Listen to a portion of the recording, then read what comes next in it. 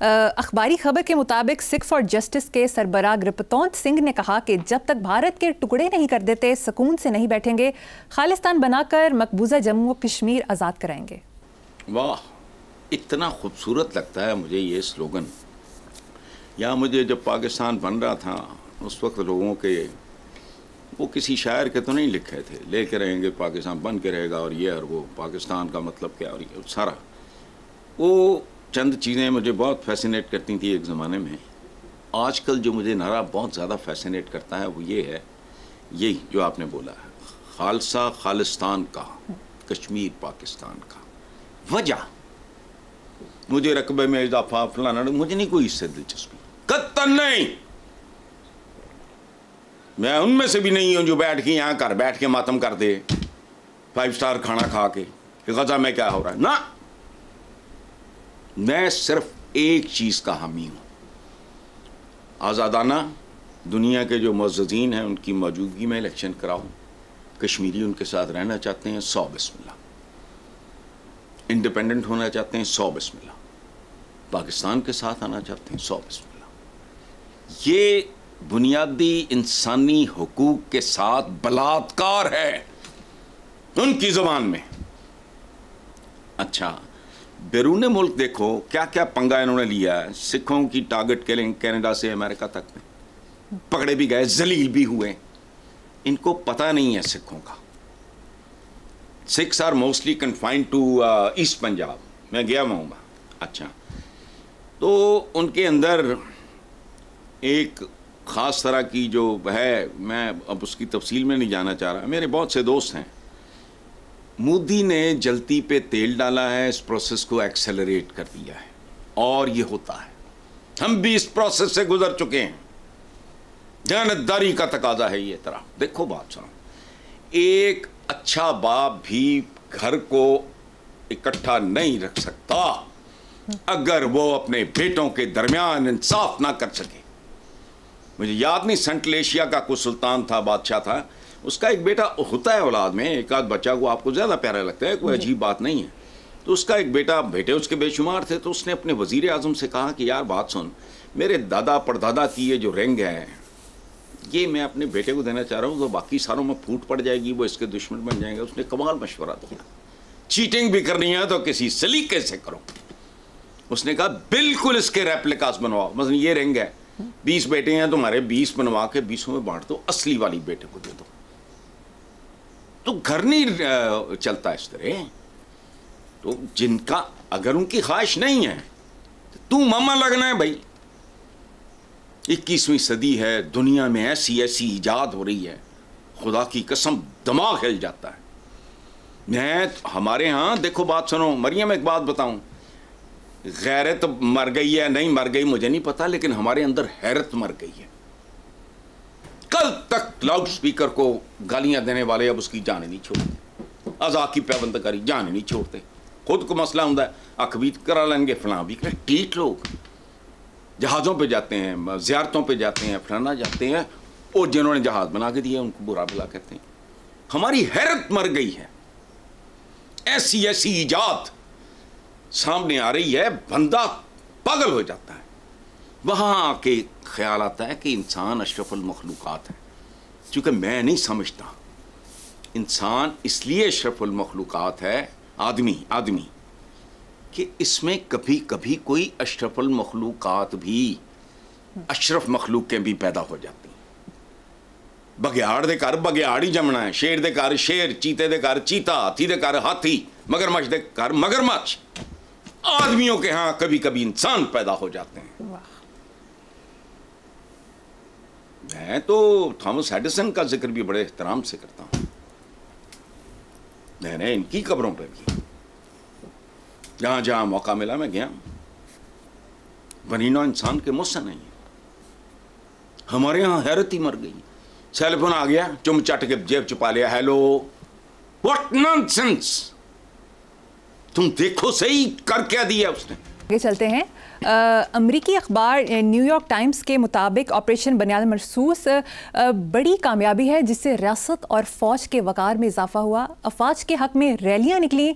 दूसरी तरफ भारतीय मीडिया ने जंग के दौरान बढ़ चढ़ कर झूठ फैलाया। झूठ फैलाने में वो मीडिया ग्रुप भी शामिल रहे जो माजी में अच्छी साक़ आमिल थे। भारतीय मीडिया ने यहाँ तक दावे किए कि पाकिस्तान के न्यूक्लियर बेस को निशाना बनाया गया जिससे ताबकारी का अखराज शुरू हो गया। एटमी साइट के नक्शे और सैटेलाइट तस्वीर स्क्रीन पर दिखाई गई। पाकिस्तान के 2 तैयारे मार गिराए। कराची पोर्ट पर हमला भी कर दिया गया। दूसरी तरफ फेक न्यूज़ वॉच ने 48 सफ़ात पर मबनी तहकीकाती रिपोर्ट में कहा कि भारतीय मीडिया ने सरकार सरपरस्ती में फेक न्यूज़ को बतौर जंगी हथियार इस्तेमाल किया। एनिमेटेड मिसाइल हमले करार दिए। पाकिस्तानी वज़ीर-ए-आज़म की डीप फेक वीडियो नशर की। जनरल आसिम मुनीर की गिरफ्तारी। भारतीय फ़ौज की पाकिस्तान में पेशकदमी। पाकिस्तानी 2 तैयारे गिरने और पायलट की गिरफ्तारी जैसी झूठी खबरें नशर की गई जिससे भारतीय मीडिया की साख सिफर हो गई। क्या कहेंगे? देखो, बात सुनो, जिनकी साख हो उसकी हिफाजत करते हैं, ये याद रखना। फूंक फूंक के कदम रखना पड़ता है। एक इंडिविजुअल भी अगर सेंसिबल हो, उसकी पूरी ज़िंदगी जो है तने हुए रस्से पे चलने के बराबर होती है। उसकी एक वजह है। आप साल हा साल एक ख़ास प्रैक्टिस करते रहो तो फिर लोग देखेंगे कि हाँ यार, ये तो ऐसा है, ऐसा है, ऐसा है। बुराई एक पकड़ी जाए तो सारा इमेज पाश पाश हो जाता है। सो इनके पास पता नहीं कोई साख थी या नहीं, उन्होंने पता नहीं कटसी में कह दिया होगा।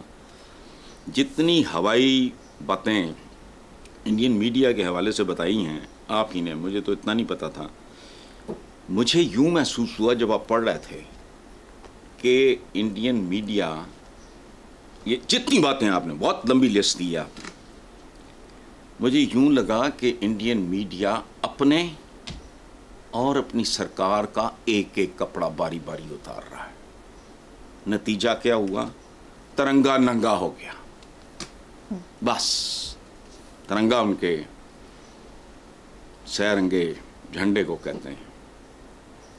एक एक बात जो आपने बताई, जो एक्सपोज हो गई, पकड़ी गई, जलील हुई। और हम नहीं कह रहे, कोई और आपने बताया ना, पता नहीं कौन, न्यूयॉर्क टाइम्स, ये वो वगैरह।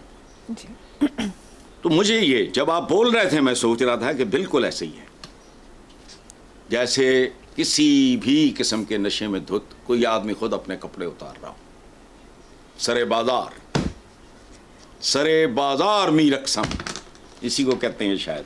वो तो खैर बड़ी पॉजिटिव बात है, लेकिन चलो खैर ठीक हुआ, कुदरत के फैसले। दुनिया इन्हें जलील कर रही है। मैंने तो कोई बहुत सख्त कभी बात की नहीं। जिस तरह की ये चीखो पुकार कर रहे थे, मैं थोड़ा लाउड आदमी हूँ, मैं ब्लड प्रेशर का मरीज़ हूँ, मेरे अंदर एंगर है ख़ास तरह का। उस हद तक तो क्या, मैं तो उनसे ज़्यादा नहीं गया, मेरी हिम्मत नहीं पड़ी। हालांकि वोकैबलरी मेरी उनसे बेहतर है नहीं, लेकिन कुदरत ने नंगा कर दिया। मैं क्या करूँ? ये उन्होंने खुद अपने आप को, वो कहते ना कि अल्लाह मियाँ ज़मीन ते आके डांग नहीं मारदा, मत मारदा है। तो यही कुछ उनके भगवान ने उनके साथ कर दिया। अल्लाह उनको मुबारक करे। जी ठीक है, आगे चलते हैं हसन साहब। हसन साहब, राहुल गांधी ने मोदी सरकार पर तनकीद करते कहा है कि आपने गलत किया, हमारा स्ट्रेटेजिक गोल था, हमने चीन और पाकिस्तान को अलग करना है, आपने इन्हें पहले से ज़्यादा इकट्ठा कर दिया। कांग्रेस के रहनुमा बार बार ये सवाल भी उठा रहे हैं कि मोदी बताए हमारे कितने जहाज़ तबाह हुए। देखो, इंडिया में तो मजाक बना हुआ है। एक फिल्म थी बड़ी, मुग़ल आज़म के बाद मेरा ख्याल सबसे बड़ी फिल्म वही है इंडिया की, शोले। उसमें अमजद खान ने गब्बर सिंह का रोल किया था। उसका एक जुमला बड़ा मशहूर हुआ था। वो पता नहीं डाकू आके उसको कहता है तो पूछता है कितने आदमी थे। ठीक है, अब इंडियंस पूछ रहे हैं कितने तैयारे थे जो स्क्रैप हो गया। मतलब ये है, अच्छा छेड़ बन गया है वहाँ इंडियन गवर्नमेंट की। देखो बात सुनो, कांग्रेस वाले, देखो उसने ढंग की बात की है। ये किसी भी मुल्क का, कौम का ये इख्तियार है, ये ज़रूरतों के मुताबिक दोस्तियाँ, दुश्मनियाँ।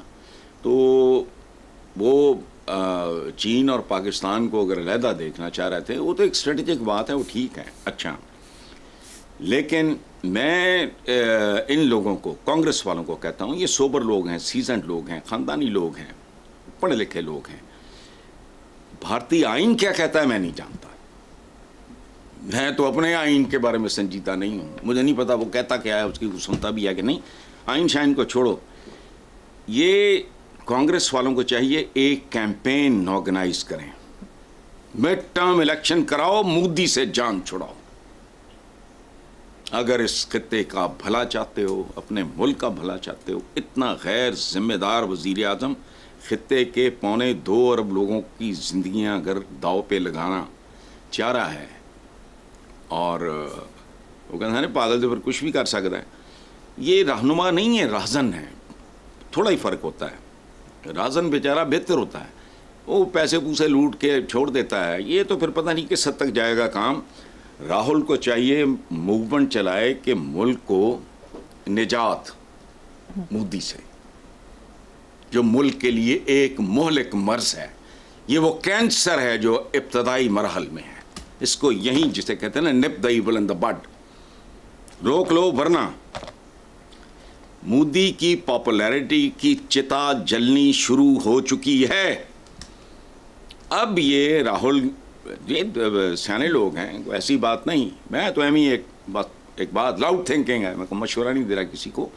इस चिता को जो आग लगनी शुरू हो गई है मोदी की सो कॉल्ड पॉपुलैरिटी को, जो इन्होंने पहले कम कर दी है बहुत ज़्यादा, वरना पता नहीं क्या कितने 400 पार, तो अब की बार वोट नॉनसेंस तो ख़त्म हो गया। इनको चाहिए इसको हवा दें। मोदी की सियासी चिता जो है, आग तो लग गई है उसमें, अब उस पर थोड़ा सा फ्यूल वगैरह डाल दें, ठीक हो जाएगा काम।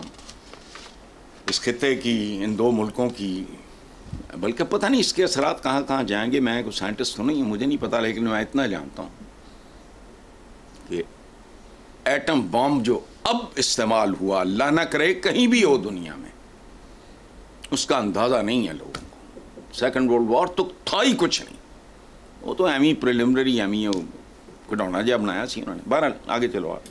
ठीक है सर साहब।